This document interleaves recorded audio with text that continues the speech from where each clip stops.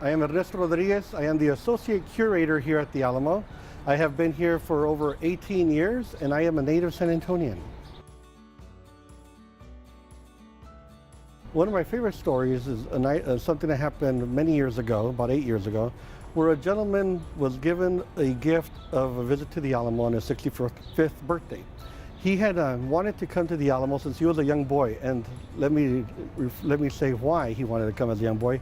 He had watched the Davy Crockett King of the Wild Frontier series and had fallen in love with the Alamo, but had never been able to come. So his children, that were probably in late 20s, early 30s, decided to surprise their father with a trip to the Alamo.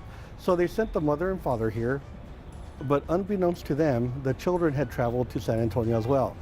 They asked if we could hide them somewhere so that the father wouldn't see them out front, which we did. We hid them in the lawn barrack. We waited for the family. When they arrived, the father began to get emotional because he was finally visiting the site he had dreamed to visit for many years. When the children walked up, he really broke down and started to cry.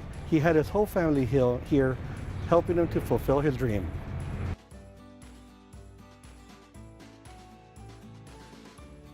The thing that attracted me to work at the Alamo comes from a long love of history. And an opportunity came up when I was finishing up my graduate studies, and I was able to come and work at the Alamo in 1999.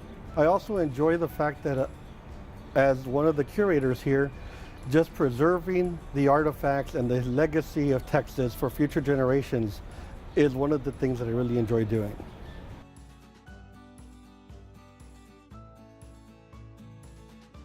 If you're planning a visit to the Alamo, I would suggest coming during the early fall or early in the year. The reason is it's the time when you really get to have the Alamo to yourself.